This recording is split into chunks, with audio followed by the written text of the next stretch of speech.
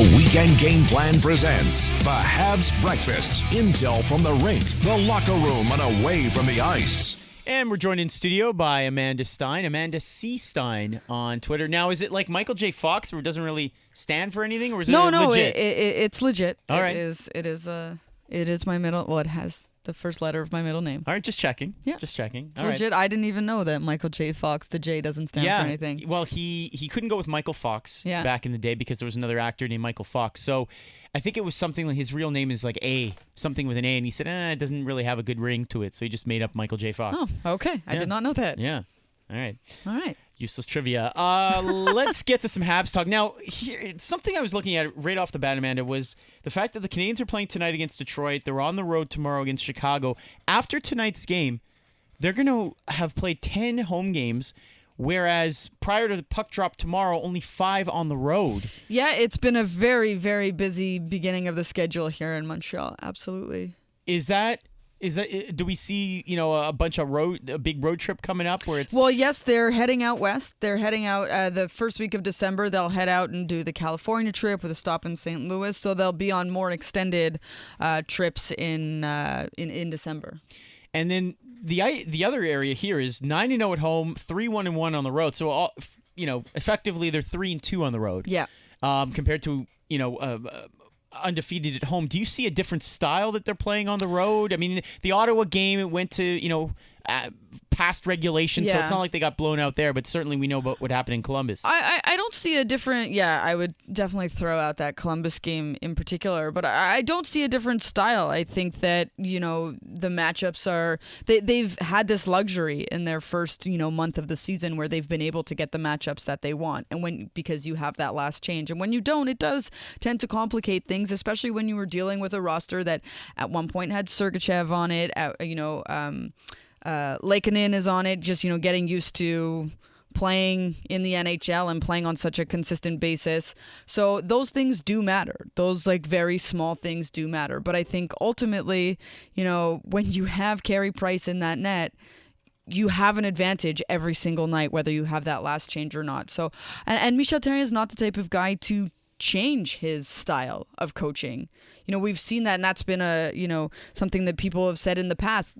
When a game isn't going well, isn't going the way they want it to, he hasn't been able to, to change things up. He really sticks with his game plan. So I don't particularly see a different we haven't had much to compare to, I suppose, with only 4 or 5 games on the road so far. But it'll be a really big test for them in Chicago, especially on the back-to-back occasion.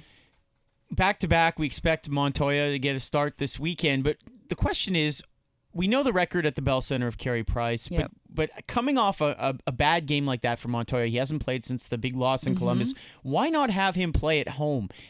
Change it up a little bit, friendlier atmosphere, welcoming fans. Is it not better to have him there and then Price on the road? Well, I think the importance here is that it's a divisional matchup. It could, this is a game that could really play into the end of the season. When you're looking at, key mark games, this could be one of them. Yes, we do know Carey Price's record. I mean, really wherever he goes, right? It's not just like a home record on a Saturday night. It's just the fact that he is an outstanding goaltender who does pick up the victories. But I think because it's a divisional matchup, they'll give that to him. And also keep in mind that Al Montoya is from Chicago.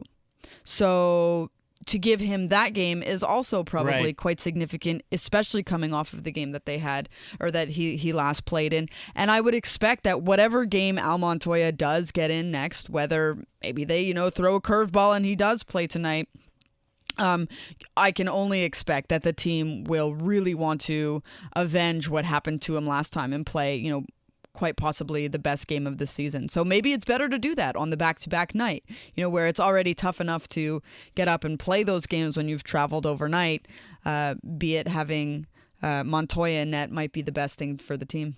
Chatting with Amanda Stein here on Habs Breakfast on TSN 690. Matthew Ross, Dave Trentadua as well. The interesting item from last game was Andrew Ghetto getting back in the lineup. Yes. Guy who was on waivers, it's got to be deflated when nobody picks you up on waivers. Was he was one of the guys, right, on waivers? When they sent him down, he had to clear waivers, didn't he? I believe he did.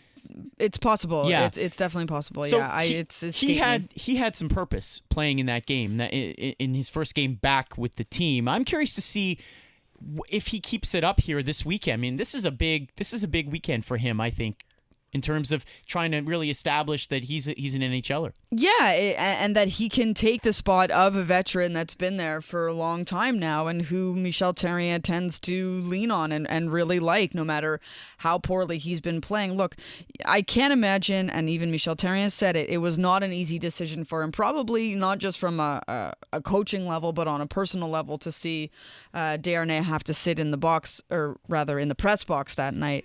But yeah, this is a big opportunity for Sven Andrighetto. When he went down to St. John's, he played outstanding. I think he was close to a point a game player. He I guess, to use all those cliches, he worked hard and did all that. But I'm more interested in seeing the Daniel Carrs of this world and seeing how he can make an impact, because I did like the speed of Andrighetto, and I think he did better with his line mates than Desharnais has.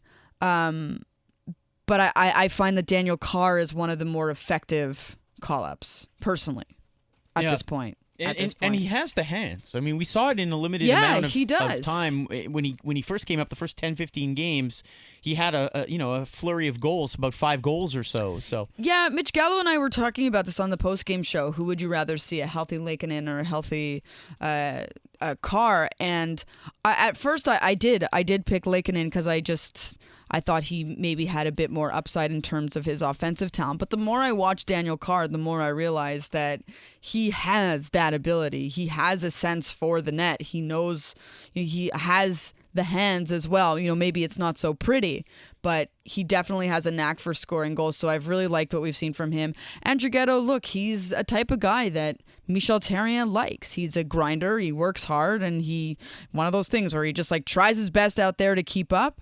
And those are the types of players we've seen in the past that Michel Therrien really is drawn to.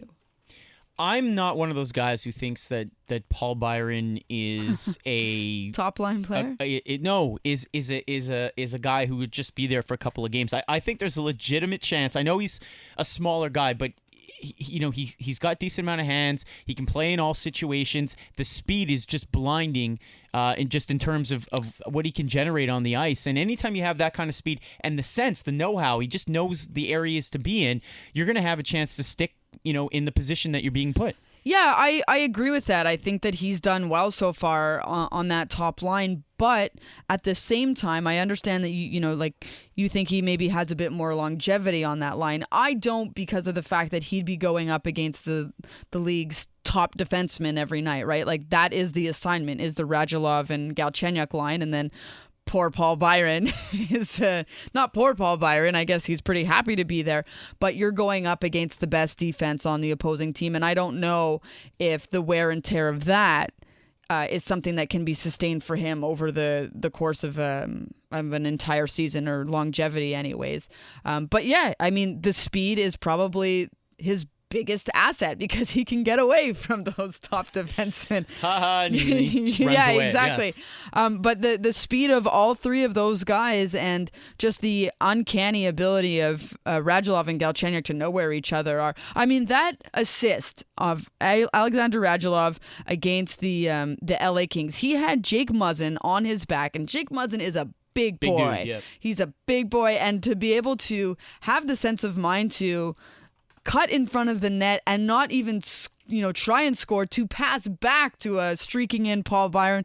I mean, it's pretty incredible just what that line has been able to do. But I don't imagine it's a long-term solution, but he is sort of becoming this new Dale Weiss kind of character where it's a wild card. Where is Paul Byron going to be tonight, or where is he going to be in practice?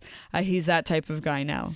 Chatting with Amanda Stein here on the Habs Breakfast portion of Weekend Game Plan with Matthew Ross. Elsewhere on the roster, a lot of talk lately about how the Canadians need a puck-moving top 4 defenseman, as do maybe 20 other NHL. Yeah, I was going to say, everyone wants that. The names of Trouba, the names of Fowler come up in talks. It's the Jets ideally would love to keep Jacob Trouba exactly where he is, and I don't know if it's like a Hamonic situation where he wants to get out of town and then he'll eventually back off from it and say, I'm fine where I am. Yeah. I mean, that's what the Jets are hoping at some point, but if he's... Well, they've got him to a very tradable deal. Yeah. Couple of years. Yeah.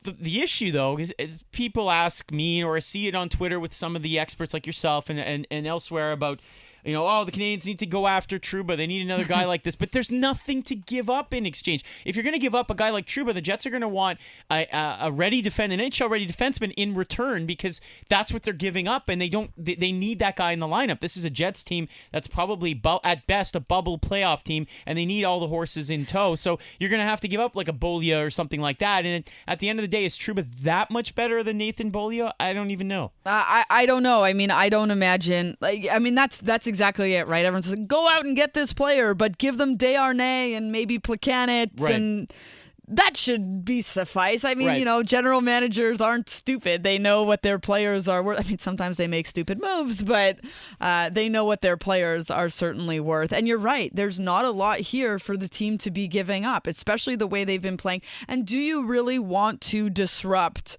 what's been a success right now? Listen, Jeff Petrie has had some tough games of late. This game against the LA Kings, I think everybody played better. But that's not enough for me to say that they need to go out right now. Look, we're only 14 games into the season. I think at the 20-game mark is when you start seeing a bit of separation between who's going to be trying for those spots and who's sort of on the back end. And that's when I think we're going to start to see a little bit more player movement. Right now, I think teams are still trying to figure themselves out, see where, how they gauge themselves in terms of other teams and how they gauge their players. At that 20-game mark, I'd be more interested in talking about, trades and all that. But right now, I don't think is a time you don't really see anything before that. They could be 18-1 at the 20-game mark. They could. Yeah. They very well could. I don't know about that. Now, Hanley, who got the call up on defense, did you like what you saw from him? And the Canadiens, how have they talked about him? I mean, sure, yeah. I mean, he hasn't made any glaring mistakes. So for me as a defenseman, that's what you're looking for. He wasn't particularly, in my eyes anyways, super noticeable. But I guess that's what you want when you're a defenseman, to just quietly go about your game. Marc Bergevin is a guy who likes to have defensemen. It's understandable. We've seen in the past, too, that they've had plenty of defensemen go down. And I think one year they used something like 16 or 17 different defensemen. I think he's a reliable guy. There's still some seasoning to be done there, but that's okay. That's okay. They're winning. And when you're winning like that, you have the luxury to test out some players. And I think that that's what they're doing a little bit, seeing how other players can fit into their lineup and get them a little bit more experience for when the wear and tear of the season really does start to fit in. Michel Therrien takes a long time to warm up to trusting players. So this is a good opportunity where you can take a Greg Pateryn out for one game or two, see what, you have in Joel Hanley, maybe, create a bit of trust between the two sides, and then be able to, rely on that in the future. Yeah, Pattern's like the ultimate team guy, right? He's on his third jersey number with the Canadiens. Yeah, that's true. I didn't even think of that. In and out of the lineup. I mean, if the Canadiens trade for anybody and he's wearing they wear number 8, like he's screwed, right? Because he's gonna have to give it up. There's no question about it.